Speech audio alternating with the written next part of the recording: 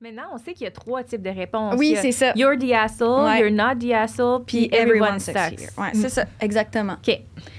Fac, on continue avec la deuxième. Tantôt, je ne l'ai pas mentionné. Ça avait été publié il y a 4 mois. Fait que c'est quand même assez récent. OK. La prochaine, donc la deuxième, ça date d'il y a presque 1 an. Donc un petit peu plus vieux.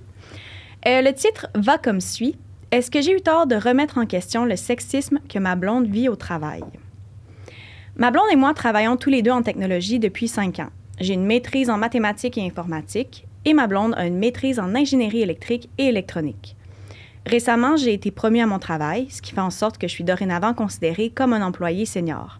Ma blonde, elle, a seulement été promue 1 fois par le passé et elle est toujours ingénieure junior. Elle se plaint souvent que c'est injuste à son travail, qu'elle ne se fait jamais offrir d'opportunité de gravir les échelons. Elle serait supposément exclue de certaines réunions, alors qu'elle dit aussi qu'on lui demande de prendre des notes durant d'autres réunions, et on ne la consulte pas pour certaines décisions. Jusqu'à maintenant, elle a travaillé pour 3 compagnies. Elle juge ses collègues pour des trucs qui concernent leur vie personnelle, comme quand ils parlent de leur femme ou de leur blonde, par exemple.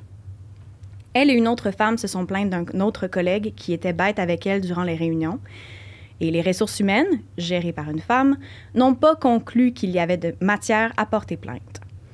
Récemment, elle a eu une évaluation de rendement et elle n'a pas eu de promotion. On lui a dit d'accepter plus de défis. Elle a expliqué qu'elle acceptait souvent de nouveaux défis professionnels, mais qu'à chaque fois, on lui demandait de déléguer à d'autres personnes et que par la suite, elle était exclue des projets en question.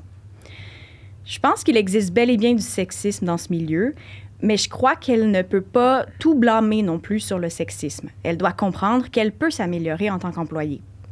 Je lui ai dit de suivre les recommandations et les conseils de son boss, mais elle s'est fâchée et m'a traité de trou de cul. Je comprends sa déception, mais je pense pas qu'elle peut s'attendre à ce que je sois tout le temps d'accord avec ce qu'elle dit. Oh! OK. C'est touché. C'est touché. Parce que si on suit les études qui sont faites par rapport aux hommes et aux femmes en termes de postes de direction, c'est fou comment il y a beaucoup plus d'hommes. Ben oui. Que les femmes sont vite pris moins au sérieux. Aussi, les hommes parlent beaucoup plus. Quand on parle de tour de parole, les hommes parlent plus, puis ils parlent plus longtemps et plus fort. Donc, les femmes, on écoute plus, on parle moins. Ils négocient mieux. Ils négocient mieux. Ils se surestiment, en fait. Oui, je comprends. Oui. Puis, c'est ça. On a généralisé, mais il y a des études là, qui démontrent, mais qui vont plus... S'ils ressentent qu'ils méritent plus de salaire, ben ils n'oseront pas. Ils vont aller cogner à la porte du patron, alors que nous, les femmes, c'est plus comme ben là, je vais attendre mon évaluation. On y repense, puis on remet en question, puis on se demande si vraiment on le mérite, entre guillemets. Mais on attend d'avoir 120 des compétences avant de postuler à un poste qui demande certaines compétences. Les hommes attendent d'avoir 50 à 60 des compétences.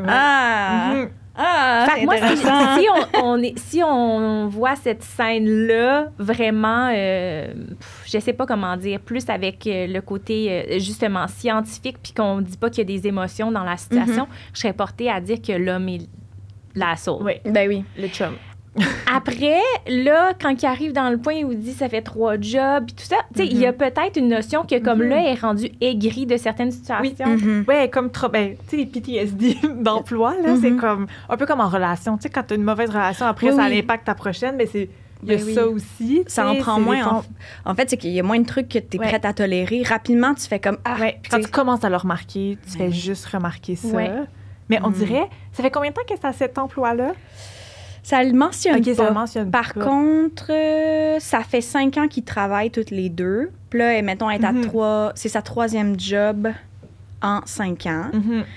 Fait que, tu sais, faut savoir, en fait, aussi que la notion d'ingénieur junior, c'est une question de temps. Fait que c'est sûr que si... En tout cas, il me semble que j'ai demandé à mon chum hier ou avant-hier, c'est ça qu'il m'expliquait. Oui, c'est ça. Mais il m'expliquait qu'il faut que tu atteignes comme un certain nombre d'années de travail à X compagnie, à la même compagnie. Je suis pas mal certaine, oui. Okay. C'est ça qui donne je sais pas comment le dire, peut-être pas la crédibilité, mais c'est ça qui te permet finalement d'accéder au poste d'ingénieur senior. Fait que, tu sais, j'imagine que lui, dans le fond, travaille pour la même compagnie. Fait que c'est pour ça tout va bien. Il a fini par atteindre effectivement ça. Elle, c'est qu'elle change de job, j'imagine, parce qu'elle n'est pas heureuse et satisfaite. Et Fait que, tu sais, j'ai l'impression que c'est un peu ça, c'est l'espèce de, ben, si j'arrive pas à trouver un emploi où je me sens bien, où je me sens valorisée, puis que je peux vraiment faire le travail que je veux faire, ben, tu sais, c'est sûr que je peux pas finalement me rendre à être ingénieur, genre senior. Fait que j'imagine qu'il y a ça dans sa frustration. En fait. Exact. Puis je serais curieuse que tu relises la partie où il parle d'une femme en poste de direction. Ouais, il y a des mots, des fois, là, surtout quand, tu sais, il y a cette phrase-là, en fait, c'est les ressources humaines, en parenthèse, gérées par une femme.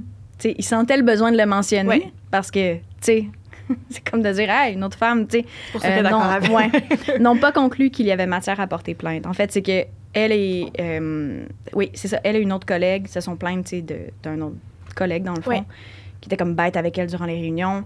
Puis ça a comme pas donné de débouché. Mais moi, il y a une autre phrase aussi qui me gossait un peu, on va dire. C'est quand il dit « Elle serait supposément exclue de certaines réunions. » Supposément. Supposément. Puis je me dis, elle invente pas ça, ta blonde, là. Elle te dit qu'elle est exclue de certaines réunions. Pourquoi tu ne la crois pas? Puis là, il dit alors qu'elle dit aussi qu'on lui demande de prendre des notes durant les dites réunions. On dirait qu'il essaie comme de la pogner comme ou de... si ça marche pas, ces histoires. Ça marche pas. J'imagine le dire supposément avec des C'est exactement guillemets. ça qu'il dit. Il est comme, mais pourquoi elle dit que des fois elle est exclue des réunions si d'autres fois elle me dit que, tu sais, elle chiale qu'elle doit prendre des notes? Oui, mais il y en a plusieurs, des réunions. Puis ça, c'est une affaire, ça, là. c'est drôle, les notes, là. Oui, c'est pas une affaire positive, moi aussi, c'est à ça que je prendre pensais. des notes. Non, ça fait vraiment secrétaire. Oui. Puis, je me rappelle plus à qui je parlais de ça, puis la personne, une femme dans mon entourage, disait que, justement, elle se rend compte que dans ces réunions, c'est tout le temps à elle ou à une autre fille de la réunion que l'homme va dire « Ah, ben tu peux-tu noter ça? » Puis c'est vrai que, là, expérience personnelle, j'ai jamais un homme qui se fait demander « Tu peux-tu prendre des notes pendant la rencontre? » Mais nous, on dirait. Non, mais c'est vrai, fou parce que c'est ça l'affaire. Tu sais, je te parlais, Marie, cette semaine, quand on parlait de notre workshop sur l'équité des genres, du sexisme bienveillant. Souvent, il y a des choses qui est du sexisme, mais qu'on a comme incarné, tu sais, ouvrir la portière d'une voiture que les hommes font. C'est comme si, la femme doit être protégée. Donc, il y a comme des formes de sexisme. Même une femme qui va dire à une nouvelle maman, genre, je vais pas t'en donner trop, tu dois être fatiguée. Donc, ça, c'est du sexisme bienveillant. Mais ce que ça fait, c'est que même nous, la personne qui le reçoit, on finit par comme croire que c'est ça notre valeur. Puis bref, tout ce qui est prise de notes, c'est drôle parce que ça arrivait au début de l'histoire de Boîte Pack. Puis je suis même pas gênée d'en parler.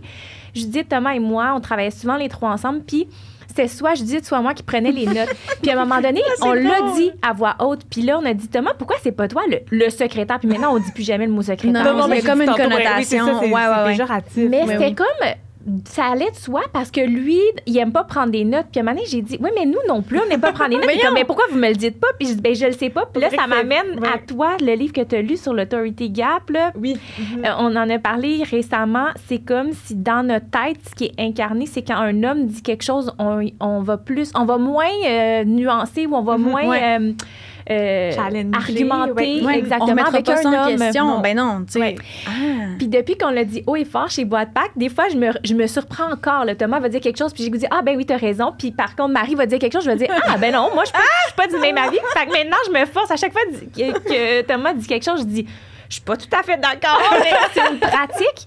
Puis que je trouve que c'est fou. C'est fou parce que c'est un biais inconscient qu'on a par rapport à nous-mêmes. Puis moi, je pensais que je l'avais pas jusqu'à temps que j'ai lu ce... Ben, je veux dire, pas les 400 pages du livre. Je suis comme, voilà! Mais je veux dire, juste de commencer, j'étais comme... Moi, je me disais, parce que Thomas full bienveillant et tout, mais je me disais, ben non, nous, on n'a pas ça, ou même dans mon entourage. Puis finalement, oui, tu sais, pas flagrant, mais le biais est vraiment là. Puis c'est vrai que... Puis un autre truc que j'ai lu récemment, en fait, c'est quelqu'un qui m'a parlé du syndrome de la Schtroumpfette. Est-ce que vous savez c'est quoi? Non, j'ai l'impression que ça fait quand même avec Martine Mon Dieu, Delvaux? Oui, là, je dis n'importe quoi. Delvaux, j'ai un bug. Je me sens que c'est ça.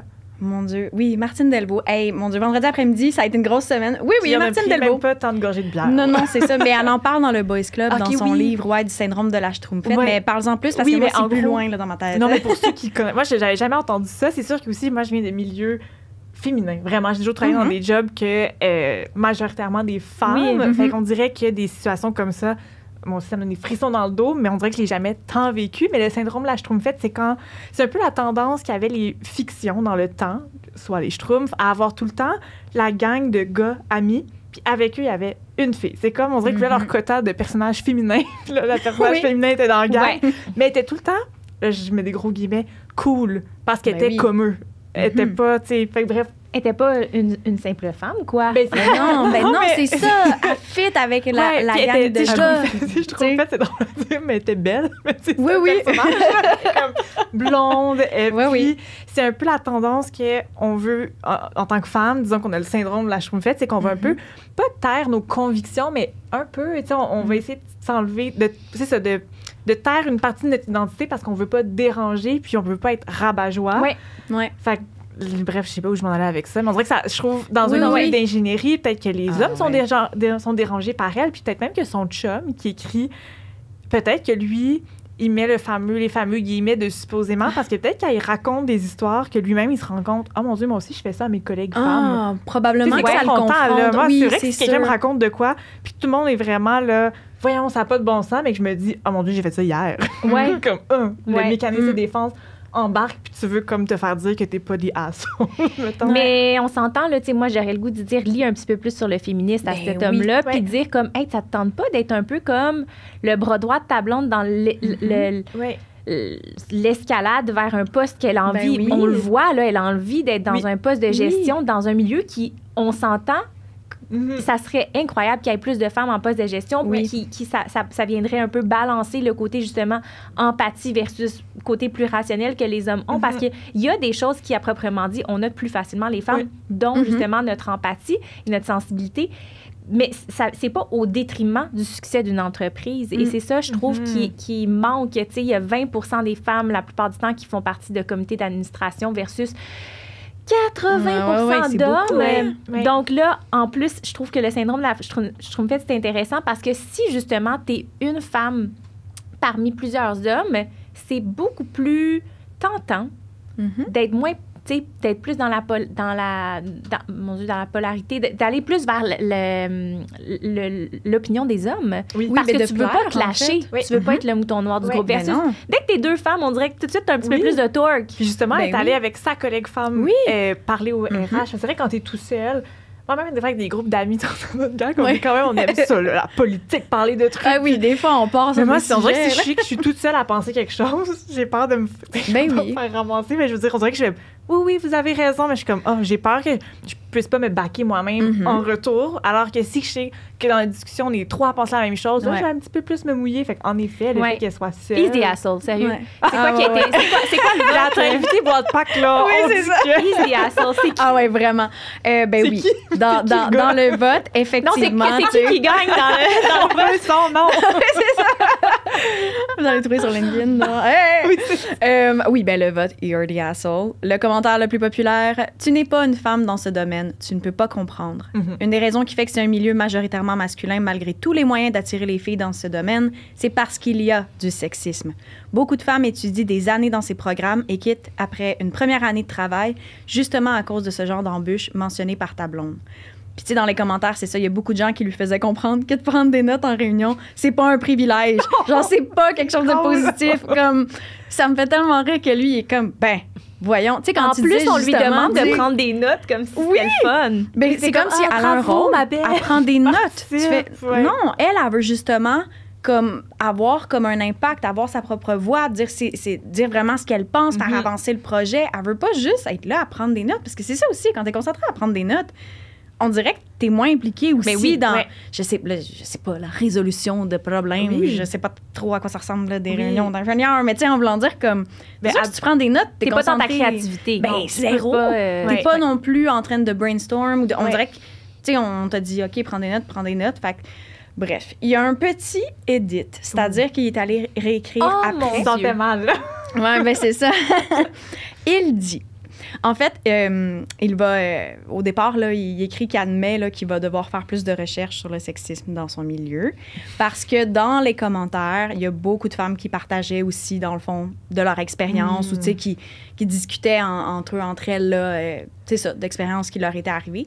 Il dit aussi, j'en ai reparlé un peu plus avec ma blonde, et je crois que j'étais bel et bien l'asshole, malheureusement. J'ai eu tort. Elle m'a donné plus de détails sur son emploi actuel et ça semble vraiment pire que les précédents. J'avais pas réalisé ça.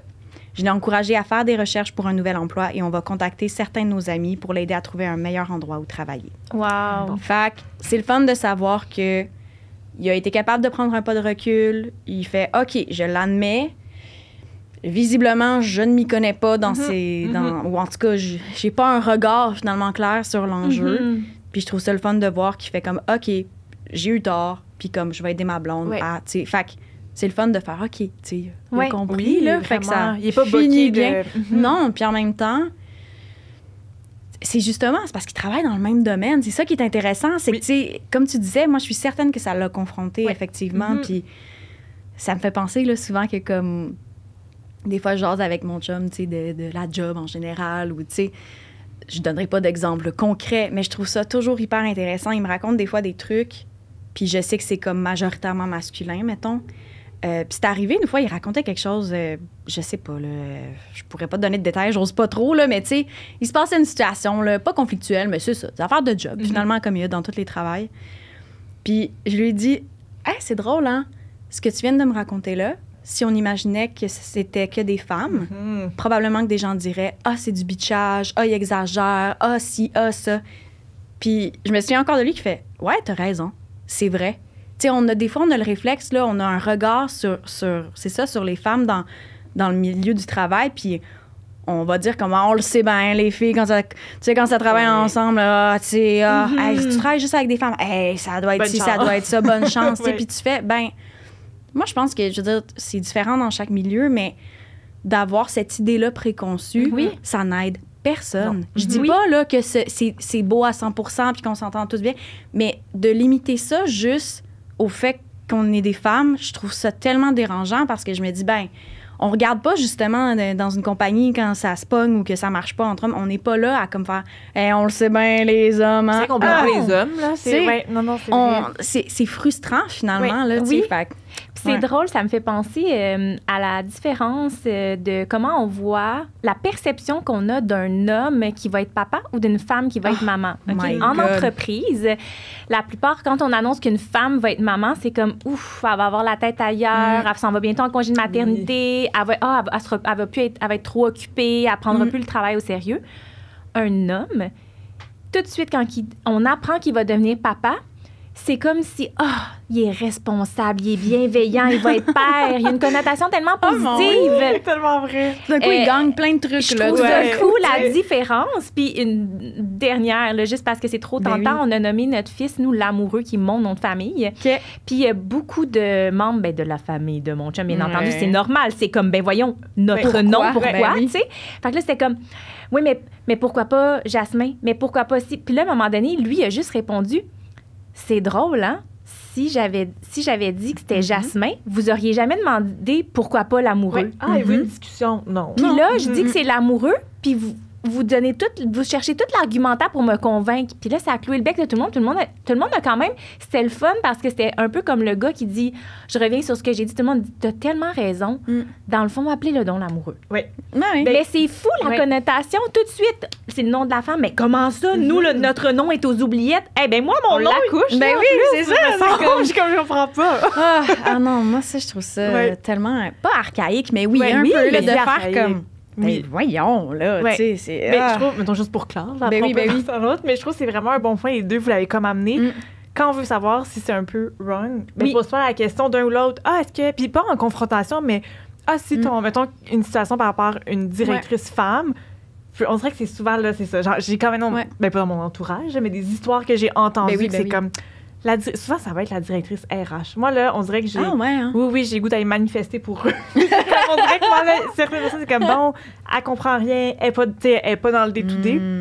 Mais après, moi, j'aime toujours de me demander, mettons, pour cet exemple-là, si c'est un directeur homme, on dirait que j'ai pas d'exemple concret, mais souvent, le moment où tu te compares puis tu te dis, si c'est un homme, tu ferais-tu exactement la même chose? Si tu te poses la question, bonne question, ça veut dire que c'est pas correct. Exact. Ça veut dire qu'il y a du sexisme là-dedans. Oui. Puis moi-même, ça m'arrive, là.